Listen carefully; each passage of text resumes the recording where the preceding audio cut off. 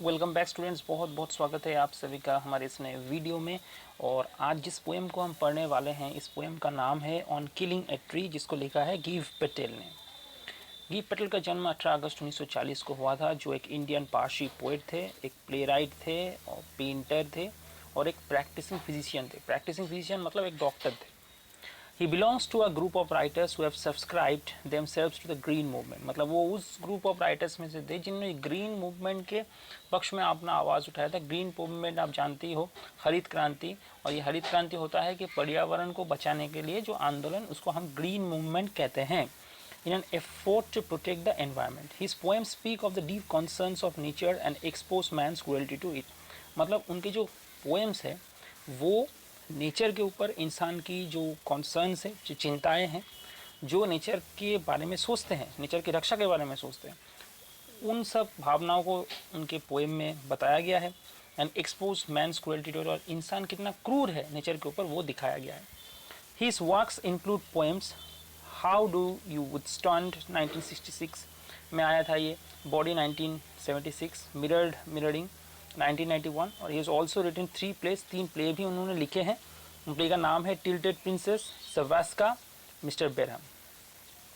Okay, तो अब हम चलते हैं ऑन किलिंग ए ट्री, इस पोएम के लाइन बाय लाइन एक्सप्लेनेशन की। इस पोएम में ये बताया गया है कि एक पेड़ को, जो कि जान है, हम जानते हैं कि पेड़ के अंदर में जान है, पेड़ को मारना, उसको इस तरीके से यहाँ पर रिप्रेजेंट किया गया है कि आप किसी इंसान को मार रहे हैं, ठीक है, ताकि इंसानों में ये फीलिंग्स जाग सके कि नेचर के ऊपर हमारी कोई कुछ ड्यूटीज़ हैं जो हमें निभाना होगा, ठीक है, तभी एग्जिस्टेंस रहेगा हमारा भी, क्योंकि हम उसके ऊपर डिपेंडेंट है।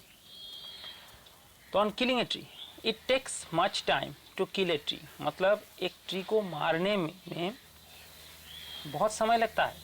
Not a simple jab of knife, एक नाइफ के जैब करोगे, नाइफ चला दोगे और वो ट्री मर जाएगा, ऐसा बिल्कुल नहीं है। It has grown slowly consuming the earth, ये बहुत आसान बात नहीं है। एक पेड़ बहुत सालों से धीरे धीरे मिट्टी को कंज्यूम करते हुए, राइजिंग आउट ऑफ इट, उससे बाहर निकल के आया है। फीडिंग अपॉन इट्स क्रस्ट, अर्थ की जो बाहरी परत है उसको हम क्रस्ट बोलते हैं, ज्योग्राफी में आपने पढ़ा है ये बात। वहाँ से वो अपना जो रिसोर्स है उसने वो धीरे धीरे कलेक्ट किया है।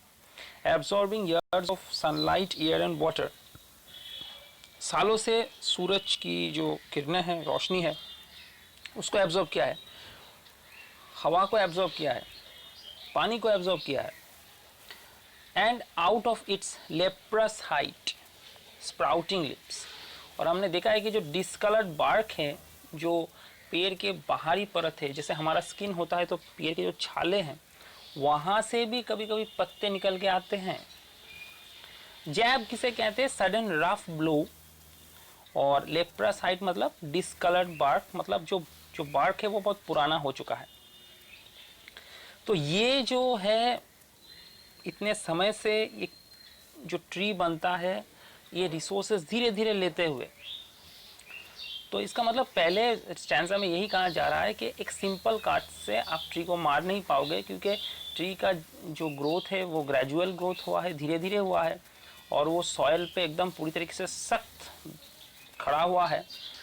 सॉइल से ही उसको अपना न्यूट्रिशन मिलता है, उसे हवा, पानी, सभी चीज़ें ज़रूरी होती है उसके सर्वाइवल के लिए, और उसके बाद एक बहुत शक्तिशाली पेड़ वो बनता है। So hack and chop but this alone won't do it, अगर आप जोर जोर से इसको मारो, चॉप करो, तो इससे भी कुछ नहीं होने वाला है। Not so much pain will do it, not so much pain will do it मतलब कि इतना मेहनत करके भी कोई फ़ायदा नहीं, आप पेड़ को काट नहीं पाओगे। अगर आप इतना करके काट भी देते हो तो क्या होगा? The bleeding bark will heal, जो छाले कट गए हैं वो फिर हील होना शुरू हो जाएगा, वो धीरे धीरे ठीक हो जाएगा। And from the close to the ground will lie curled green twig, और फिर मिट्टी से हरा जो ट्विग है उसका जन्म होगा। Miniature बाप्स which if unchecked will expand again, miniature बाप जो है मतलब छोटे छोटे जो डालियाँ है, अगर उसको आप नहीं काटो तो वो आखिर में जाके बहुत बड़ा हो जाएगा। टू इस फॉर्मर साइज, मतलब अपने जो वापस अपने साइज पे लौट के आएगा। हम देखते हैं कि जो गार्डनर है, माली होता है, वो चेक करता रहता है, पेड़ों को काटता रहता है, उसको ट्रिम करता रहता है। क्यों? क्योंकि अगर उसको ट्रिम नहीं करेगा तो फिर से वो अनइवन ग्रो होगा, इक्वल ग्रोथ नहीं होता है।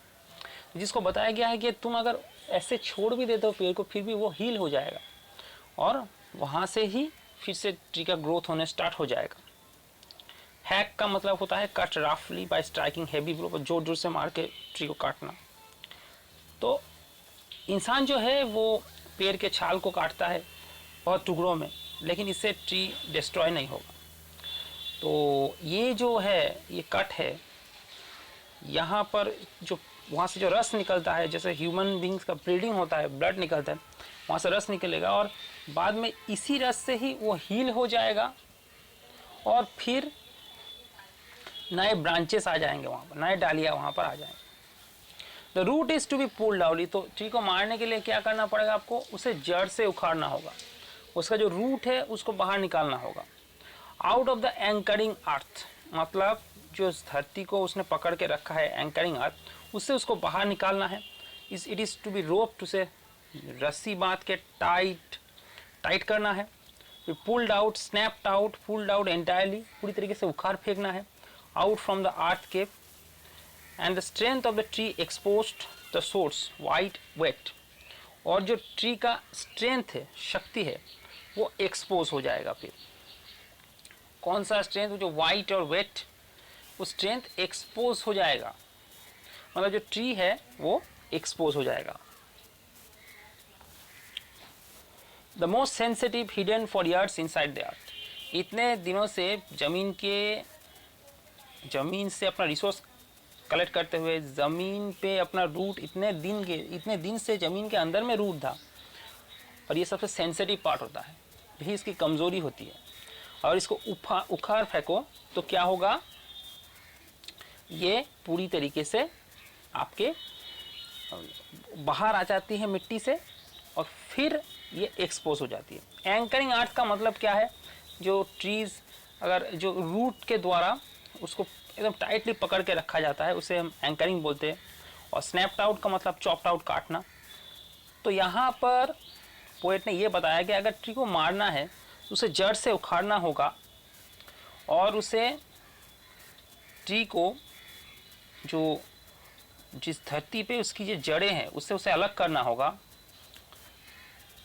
क्योंकि जो रूट है वही ट्री को पकड़ के रखता है, ठीक है।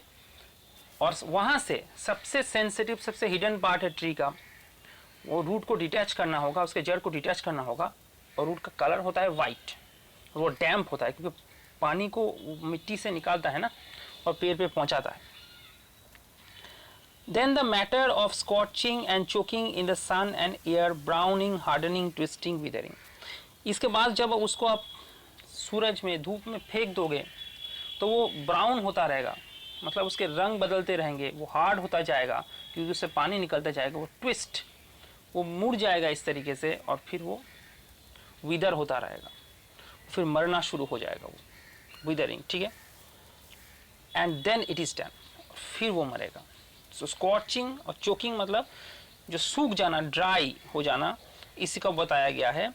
ट्रीज जब अपरूट कर देंगे, उखाड़ फेंके गए, तो वो धीरे धीरे सूख जाता है क्योंकि हीट और हवा के द्वारा, और जो ट्रंक है वो ब्राउन पड़ जाता है, वो ट्विस्ट हो जाता है, मुड़ जाता है, वो हार्ड हो जाता है, और आखिरकार वो पेड़ मर जाता है।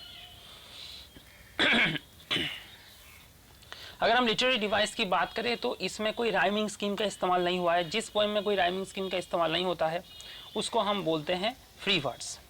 इसके बाद आता है एंजैममेंट। एंजैममेंट मतलब जब एक सेंटेंस दूसरे या अधिक लाइन पे कंटिन्यू होता है तब हम उसको बोलते हैं एंजैममेंट। देखो यहाँ पर not a simple jab of the knife, पहले लाइन पे ये सेंटेंस खत्म नहीं हुआ है, ये खत्म हो रहा है अगले लाइन पे जाके, विल डू इट, वहाँ पर खत्म हो रहा है, ठीक है।